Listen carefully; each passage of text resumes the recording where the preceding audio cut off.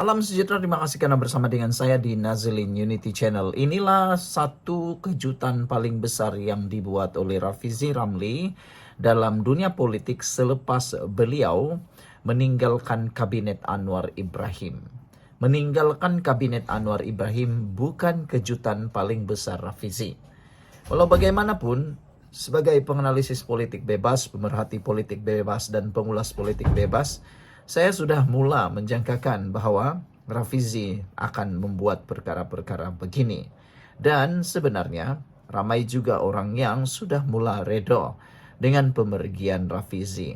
Ialah orang kata patah tumbuh hilang berganti. Dah kecewa apa boleh buatlah kata mereka. Yang hidup terus diteruskan, move on lah kata mereka. Tapi kenyataan Rafizi kali ini benar-benar mengejutkan ramai pihak. Apabila beliau sendiri membuat pengakuan di dalam satu audio siar yang dibuat, podcast yang dibuat oleh Rafizi, beliau kini mendedahkan bahwa beliau memberi bayangan akan mengundurkan diri dalam dunia politik dan masa depan PKR dan politik Mandani menjadi tanda tanya. Dalam pendedahan terkini Rafizi pada Jumaat, beliau menyedahkan bahwa mungkin beliau tidak akan bertanding dalam pilihan raya umum ke-16 dan memberikan bayangan untuk meninggalkan Parti Keadilan Rakyat PKR telah mencetuskan pelbagai reaksi dalam kalangan pemerhati politik dan penyokong parti. Ada pemerhati politik menyatakan pemergian Rafizi itu tidak ada kesan besar kepada Anwar Ibrahim. Ada juga yang memberikan petanda bahwa Rafizi mungkin akan menyertai gerakan NGO. Tapi untuk menumbuhkan parti, ramai yang sangka Rafizi tidak akan buat. Dan penyokong parti pula berbelah bahagi. Ada satu kata Rafizi ini dah melampau. Ada juga satu kata Rafizi biarlah dia berehat sekejap.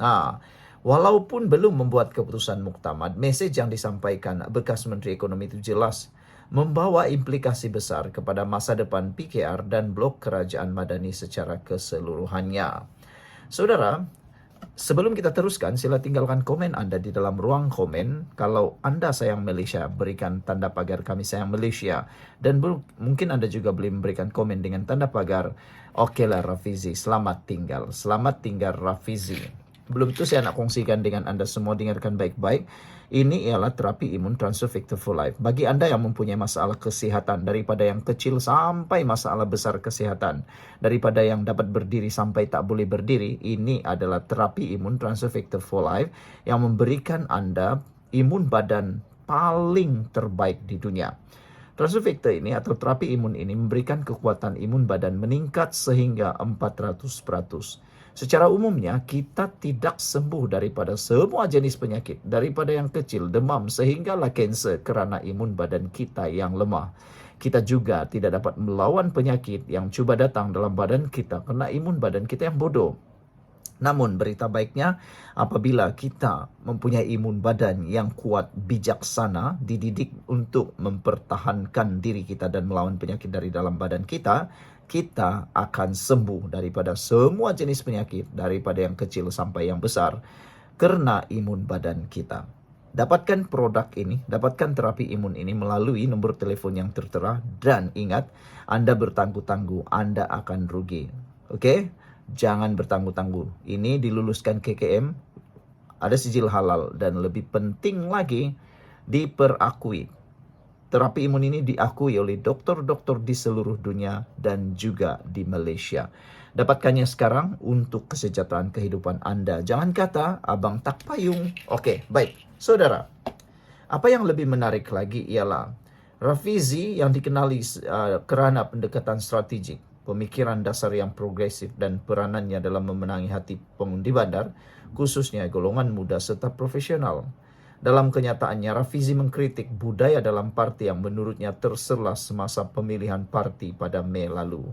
Walaupun tidak diperincikan apa budaya yang dimaksudkan, nada kenyataannya memberi gambaran wujud kekecewaan terhadap perjalanan politik dalaman PKR yang mungkin tidak lagi selari dengan prinsip perjuangannya.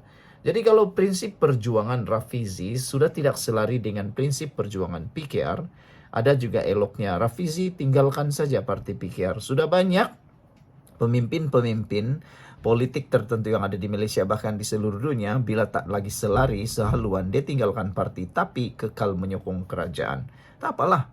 Contohnya Syed Saddiq Syed Abdul Rahman. Dia keluar daripada parti Bersatu kerana tak sehaluan lagi. Membinalah dia parti muda.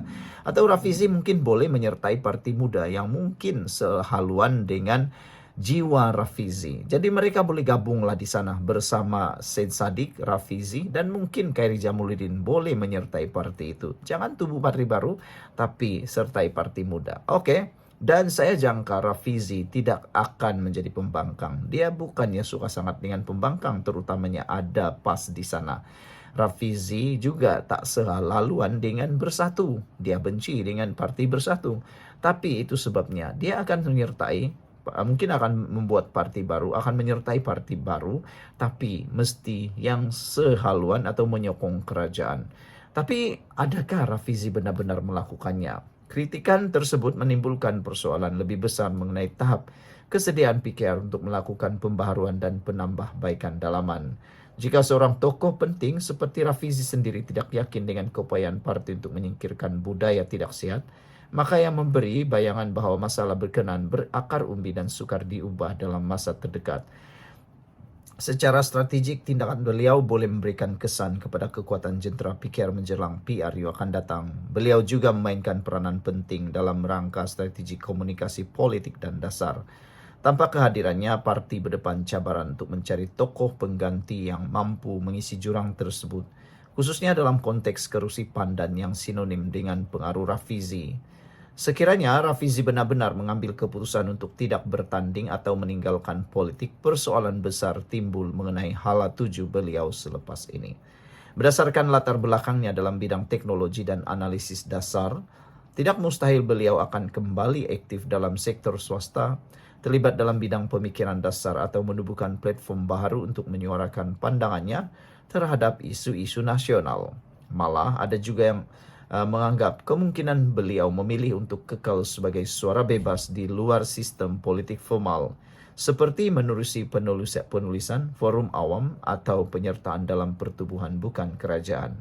Apapun bentuk peranannya selepas ini, Rafizi dijangka kekal menjadi tokoh yang berpengaruh dalam lanskap wacana politik negara. Jadi saya sebenarnya secara pribadi, saya rasa Rafizi tidak akan buat parti baru. Kalau dia menyertai pun parti lama, tapi yang selari dengan perjuangannya. Selain itu, saya juga menjangkakan Rafizi tidak akan menyokong pembangkang, tapi akan lebih menyokong kerajaan. Tetapi lebih baiklah macam tu. Ada pengkritik supaya semuanya boleh ditambah baik.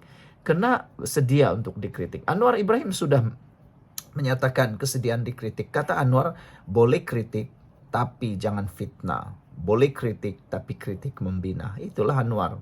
Siapa sangka kan? Sekian dulu untuk kali ini. Jangan lupa tinggalkan komen Anda. Bye-bye. Salam sejahtera. Hari ini pembangkang menipu lagi. Mereka kata yang hadir di dalam himpunan turun Anwar 1.000. Tapi media bebas kata 100 saja yang hadir. Sampai begitu mereka nak tipu lah kan. Okey. Tak apalah, kalau mereka kata 100, 1.000 datang, lantak kaulah sendiri. Tapi media kata, pemerhati kata, hanya 100 yang hadir. Jadi nak percaya siapa? Yang masuk bakul angkat sendiri atau nak mau percaya orang yang bebas, yang hanya melihat ataupun mau laporkan. Itulah yang berlaku. Tapi yang paling aku tak boleh hadam ialah ini. Kamu share video ini supaya kamu pun boleh hadam. Anda boleh beritahu kepada rakan jiran kamu kah, paci kamu kah, abang kamu kah, siapapun orang itu. Satu perkara ni saja. Kalau mereka nak Anwar Ibrahim turun, saya nak tanyalah kalau Anda sebab dalam himpunan turun Anwar yang ada di Selangor tadi sudah dilaporkan lesu, tiada sambutan. Menurut himpunan itu, pemimpin yang memimpin kononnya mereka nak supaya Anwar Ibrahim turun daripada Perdana Menteri, berehat, bercuti dan serahkan tugas, serahkan tanggung jawab, serahkan kuasa kepada orang lain. Ini sajalah soalan aku nak beritahu kepada kamu semua yang ikut himpunan itu. Kalau Anwar Ibrahim bercuti, serahkan kuasa, kamu tulis dalam ruangan komen kamu. kamu beritahulah siapa yang Anwar perlu berikan kuasa tuh. Jangan pula kau cakap beri kepada pembangkang. Itu memang paling tak boleh pakailah Bahlul punya idea lah. Kita boleh kata Bahlul. Kenapa? Iyalah kau tahu kau pembangkang. Kau nak pula kuasa Perdana Menteri. Tak payahlah bermimpi macam tu. Kau pembangkang. Jadi kalau nak mahu Anwar Ibrahim bercuti, nak serah kuasa, kau senaraikanlah 2 atau 3 siapa yang boleh ambil jawatan Perdana Menteri itu. Kalau aku cadang Zahid Hamidi sebab dia adalah timbalan Perdana Menteri, aku takut peserta himpunan ini lagi meroyan, bergulik-gulik di tengah jalan. Mereka lagi tak percaya, lagi tak mahu kalau Zahid Hamidi. Kalau aku cadang pula Mat Sabu, lagilah kau bergolek-golek sana sini dan tak nak setuju. Okey, tak apa. Kita bagi pula DAP. Pasti dia kau akan lagi tak suka. Jadi nak siapa? Aku nak tanyalah kepada Walaun, terutamanya pembangkang ni. Kalau betul kamu nak kuasa tu, kamu cadanglah seorang Perdana Menteri daripada Perikatan Nasional Pembangkang. Tapi tiada kan? Sampai sekarang kamu kata, dapat dulu kuasa barulah bincang tentang Perdana Menteri. Itulah idea tu tak boleh pakai langsung. Jadi saudara, kalau Anda setuju dengan menolak himpunan-himpunan yang tak bermanfaat seperti itu, tulis dalam ruangan komen, kami benci himpunan tak bermanfaat atau himpunan bodoh. Saya nak kongsi dengan Anda semua. Kalau nak berpolitik, kena sihat tubuh badan. Siapa yang ada masalah kesihatan, dengar betul-betul. Aku bukan jual, aku nak kongsi saja supaya kau sehat. Kalau kau tak suka, tak apa. Yang suka, dengar betul-betul. Aku tahu kebanyakan yang mendengar channel ini ada masalah kesihatan. Sudah lama menderita, sudah lama mencari jawaban untuk masalah penyakit mereka. Itu sebabnya aku kongsi perkara baik ini. Kalau kau marah, jangan marah karena sudah ramai orang yang sembuh selepas menggunakan produk Transovector for Life, terapi imun yang diperakui oleh doktor-doktor di seluruh dunia dan juga doktor di Malaysia. Dan ini adalah penemuan paling ajaib dalam dunia perubatan di seluruh dunia. Ini bukan ubat, tapi ini terapi imun yang meningkatkan daya imun badan kita sehingga 400%. Saudara, dengan peningkatan daya imun badan, badan kita kuat menyerang penyakit, itulah yang menyembuhkan kita. Selain daripada itu, imun badan yang bijaksana dididik oleh Transovector for Life ini atau terapi imun ini membuatkan Anda bebas daripada sebarang masalah kesihatan. Dilulusan oleh KKM, ada sijil halal. Lebih baik daripada itu semua saudara-saudara. Kalau imun badan kita lemah, kita kena penyakit. Kalau imun badan kita bodoh, kita tak akan sembuh-sembuh daripada penyakit. Itu sebabnya Anda hubungi nombor telepon tertera dalam WhatsApp itu dan dapatkan produk ini. Jangan tangguh-tangguh, jangan tunggu lama-lama. Nanti kita terlambat. Saudara, aku nak cerita pada kamu semula. Himpunan Turun Anwar yang diadakan di Selangor hari ini terbukti lesu. Pembangkang kata ada 1.000 yang hadir, tapi sebenarnya hanya 100 yang hadir menurut pemerhati media bebas dan saksi awam. 100 saja pun.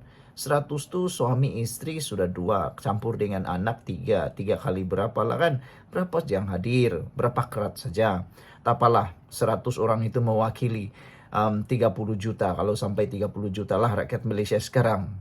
Adakah itu mewakili suara rakyat Malaysia? Tak tahulah. Pemuda PAS mendakwa kehadiran lebih 1.000 peserta, namun pihak media merekodkan dan pemerhati awam hanya merekodkan jumlah sekitar 100 orang sahaja. Yang ini pun mereka nak spin, yang ini pun cuba nak tipu. Macam mana nak memimpin kerajaan? Macam mana nak memimpin negara kalau jumlah 1.000 dengan 100 pun tak dapat bezakan? Itu pun cuba nak spin, itu pun nak cuba tipu. Macam mana? Itulah kan jauh sekali dari angka yang cuba ditonjolkan. Lebih memalukan diadakan pula di kubu Ketua KP, Ketua Pembangkang PAS sendiri Shah Alam, tetapi langsung tidak mendapat sambutan rakyat, katanya dalam kenyataan hari ini. Nah, bayangkan himpunan ini dibuat di mana? Himpunan ini dibuat di kubu kuat PAS sendiri, tapi yang hadir 100 orang, tak sampai 200 pun. Itukah? Itukah yang Anda kata kuat? Aduh, Daniel turut membangkitkan persoalan besar mengenai kehadiran. Saya parti itu sendiri. Beliau mempersoal di mana pemuda PAS yang lain, di mana suara solidariti nasional yang kononnya dikatakan lantang. Beliau menganggap pemilihan lokasi di Shah Alam hanya menyerlahkan penolakan rakyat terhadap pendekatan politik berunsur ekstrim dan provokasi. Adakah ini petanda wujud boikot senyap dalam menjelang pemilihan parti? Atau adakah akar umbi PAS sendiri mulai sadar bahwa pendekatan politik konfrontasi ini tidak lagi relevan?